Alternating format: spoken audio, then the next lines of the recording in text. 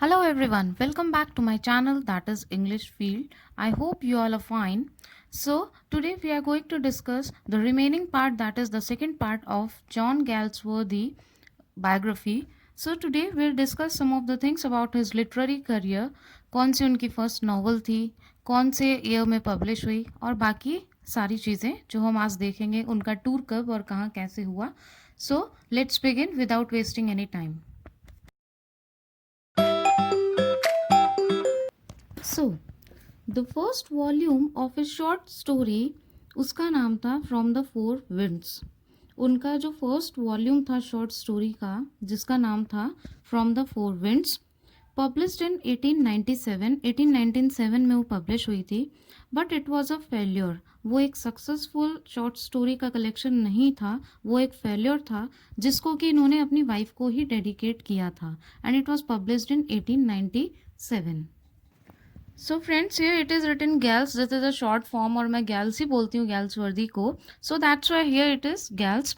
Gales called it my first sin. क्योंकि वो एक सक्सेसफुल उनका वर्क नहीं था, इसलिए उन्होंने उसको माई फर्स्ट सिन नेम दिया. And also he said burn it you will oblige me. Means इसको जला दो, वो एक इनका फ्रस्ट्रेशन था. फिर so this was about his first work. Now we'll discuss about his second step. His first novel, that is Jocelyn, very famous novel, very important question also. In 1898 में वो publish हुई. Some of his early novel were published under the name of pseudonym John St. John. This is very important point and you have to keep it in your mind कि कुछ उनकी जो novels थी वो pseudonym John St. John title के under ही publish हुई थी. जो कुछ नॉवल थी सब नहीं, बाद में अपना स्टार्ट उन्होंने किया. In 1904 he bid good bye to his pen name. ठीक है, 1904 में सॉरी, उन्होंने उनके पेन नेम को तो गुड बाय बोल दिया.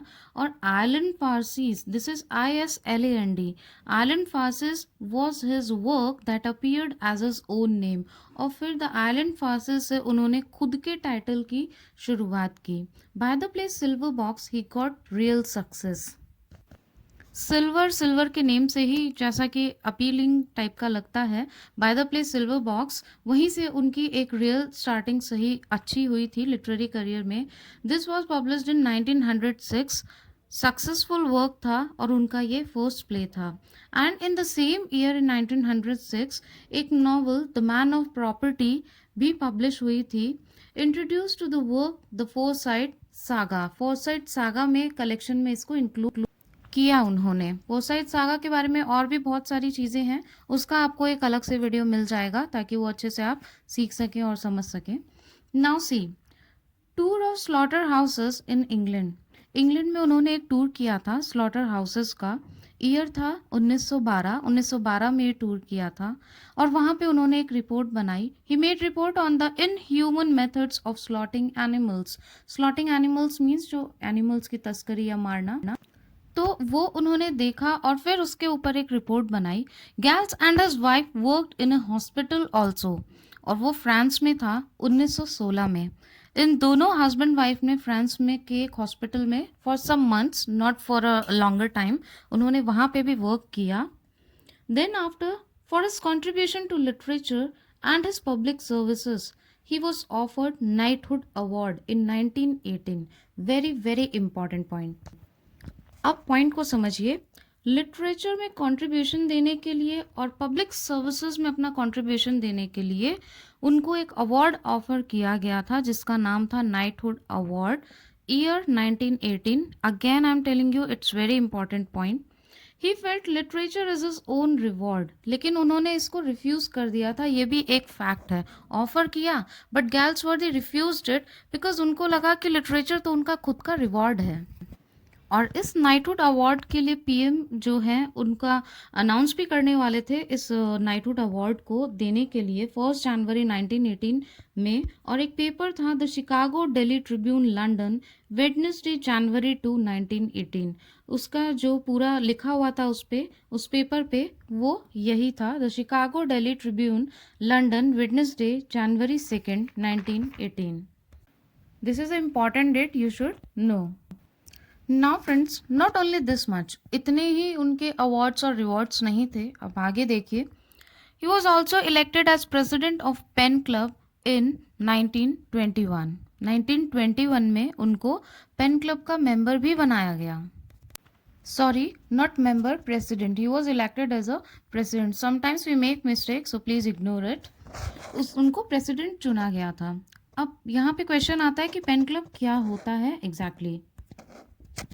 सो PEN Club is a body of poets, novelist, essayist, ये सारे मिलके जितने भी नॉवलिस्ट और एसेइस्ट रहते हैं, पोइट्स वगैरह रहते हैं, उसको बोलते हैं हम PEN club.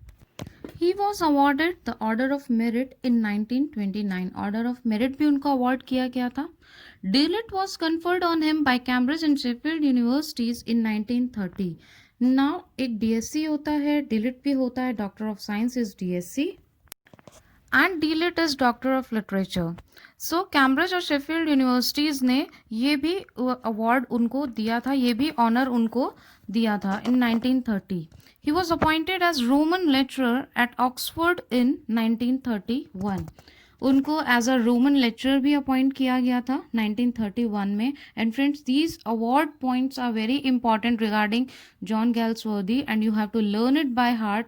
These questions can be asked in exams.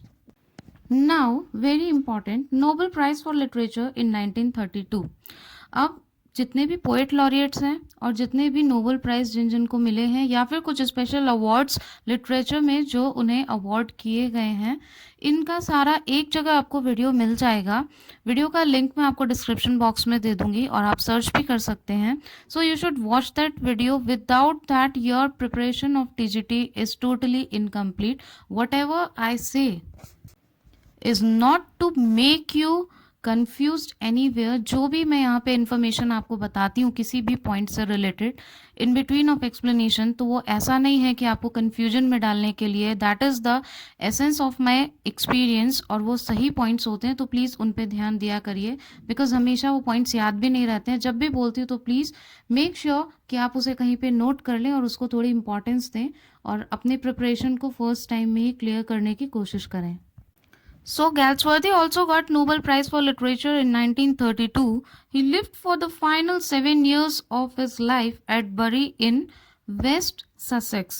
This question is repeated 2 times. ये आ चुका है, शायद ये LT ग्रेड में भी आया था, तो ये भी आपको लास्ट ईयर के पेपर्स पे यहाँ पे वीडियो मिल जाएंगे, तो उसमें आप चेक कर सकते हैं. तो फाइनल 7 ईयर्स के लिए लास्ट में जब वो रहे थे तो वो बरी इन वेस्ट ससेक्स में रहे थे. As you all know, first part में भी मैंने बताया था that he belonged to the 20th century. His tragedies are also called social tragedies. उनकी जो ट्रेजेडी थी वो सारे प्रॉब्लम प्लेस होते थे, तो वो सोशल ट्रेजेडीज भी कहलाती थी. ये आपको ध्यान में रखना होगा, क्वेश्चन आ सकता है. Galsworthy's novels are mainly occupied with the effect and conflict of class traditions upon society. ये जो पिंक से लिखा हुआ है क्लास ट्रेडिशंस अपॉन सोसाइटी, ध्यान से देखिए आप इसको. मेरे जो नोट्स होते हैं या फिर जो पॉइंट्स होते हैं वो एज इट इज़ आपको वो टर्म और वो लैंग्वेज मिलेगी जो कि एग्ज़ाम में ऑप्शंस में क्वेश्चन में आपको देखने को मिलती है, ना कि कोई सिंपल लैंग्वेज मिलेगी. मेरा मोटिव ये रहता है कि आपको लैंग्वेज और पॉइंट्स वो प्रोवाइड किए जाएं जो एज इट इज़ आपको एग्ज़ाम के क्वेश्चंस में मिले और सेम वही लैंग्वेज वही फॉर्मेशन आपको मेरे नोट्स में और पॉइंट्स में मिलेगी. So keep it in your mind. So Galsworthy की जो नॉवेल्स होती थी वो मेनली उनमें सोशल ट्रेजेडीज़ का आपको इफ़ेक्ट देखने को मिलेगा और class traditions upon society, class से क्या भेदभाव किए जाते हैं, ट्रेडिशंस में क्या अलग अलग कन्फ्लिक्ट होते हैं, वो सारी चीज़ें उनकी नॉवेल्स में डिपिक्ट होती हैं. तो उनकी नॉवेल्स जो होती हैं इन्हीं सारी चीज़ों से पूरी ऑक्यूपाइड रहती हैं. ये था इस पॉइंट का essence. His ideas on drama are to be found in his collection of essays in 1912. The inn of tranquillity 1912 में पब्लिश हुआ था और ये बहुत ही इम्पॉर्टेंट वर्क है उनका. और उनके जो आइडियाज़ थे जो कि ड्रामा को भी रेफ़र करते थे, his ideas on drama are to be found in his collection of essays और उनमें से एक है इन ऑफ ट्रंक्वालिटी जिसमें उनके आइडियाज़ ड्रामा पे दिखाई देते हैं या फिर आप वो कलेक्शन उसमें देख सकते हैं. तो उसका आंसर होगा the inn of tranquillity. Galsworthy followed the model of problem plays of Henrik Ibsen in writing his plays. अब जो अपने प्लेस में वो लिखते थे, जो मॉडल वो फॉलो करते थे अपने प्रॉब्लम प्लेस का, वो किसका मॉडल फॉलो करते थे? क्वेश्चन आपका ये है, और ये क्वेश्चन बहुत इंपॉर्टेंट है। इससे पहले इन ऑफ ट्रंक्विलिटी वाला क्वेश्चन भी बहुत इंपॉर्टेंट है। तो ये इसका नाम है, हेरिक इब्सन का मॉडल फॉलो करते थे। So friends, this video is very important, और अगर आप इसको बहुत अच्छे से स्टडी करते हो और नोट्स बनाते हो इसके, तो ये वीडियो आपके लिए बहुत हेल्पफुल होने वाला है, क्योंकि एक क्वेश्चन आपको एग्जाम में यहाँ से श्योर शॉट मिल ही जाएगा। Secondly, these are the questions in points made exam oriented. Exam orientation पे ही ये सारे पॉइंट्स जो हैं वो बनाए गए हैं, हैंडमेड नोट्स हैं। Secondly, watch the first part of this video also. Galsworthy की बायोग्राफी का फर्स्ट पार्ट भी आप देखें। If you have any confusions और any question you have in your mind, you are free to comment in comment box. Comments are very important, क्योंकि उससे एक encourage मिलता है to upload more and more videos, कि हाँ, कहीं ना कहीं मेरे वीडियोज़ आपके काम आ रहे हैं, मुझे पता तो चलना चाहिए। अगर आपको कुछ इम्प्रूवमेंट चाहिए या फिर कोई और आपका सजेशन है, तो आप कमेंट बॉक्स में कमेंट कर सकते हो। That is really important. And please subscribe for regular notifications of more and more videos. अगर हेल्पफुल लगा तो आप एक लाइक तो कर ही सकते हो, शेयर भी करो। Knowledge is name of sharing. Hit the bell icon.